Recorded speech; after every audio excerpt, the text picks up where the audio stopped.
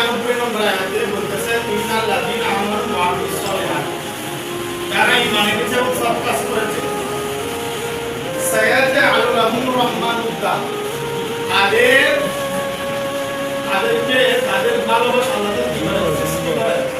অর্থাৎ যারা দুনিয়াটাকে অবস্থায় ঈমান এনেছে এবং সৎ কাজ করেছে, দুটো শর্ত। প্রথমত ঈমান আনতে হবে, দ্বিতীয় নম্বর সৎ কাজ করতে হবে।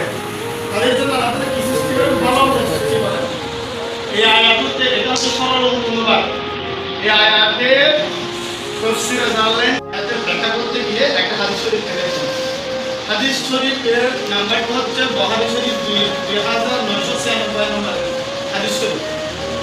এই হাদিস শরীফে আল্লাহ রাসূল সাল্লাল্লাহু আলাইহি ওয়াসাল্লাম বলেছেন, যখন আল্লাহ তাআলা কোন একটা বান্দাকে কি করে ভালোবাসেন, যখন আমরা আল্লাহকে ভালোবাসি এটা ঠিক আছে, কিন্তু আল্লাহ তাআলা আমাকে ভালোবাসেন এটা দেখতে হবে না।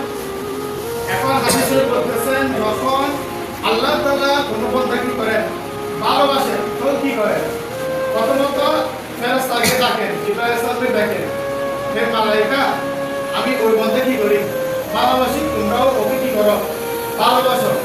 এতটুকু শেষ না, এরপরে উনি জমিনের মধ্যে এসে সেই বান্দার ভালোবাসা প্রত্যেকটা মুমিনের কলমের প্রতি কি করে জারি করে দেয়।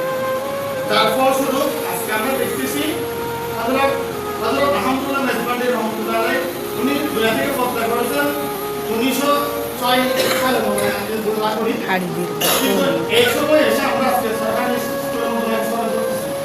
এটা হচ্ছে আল্লাহ তাআলার সেই ওয়াদা, যে আল্লাহ তাআলা যদি কোনো বান্দার প্রতি হয়ে যায়, খুশি হয়, যে আল্লাহ তাআলা সেই বান্দার ভালোবাসা প্রত্যেকটা কি করে?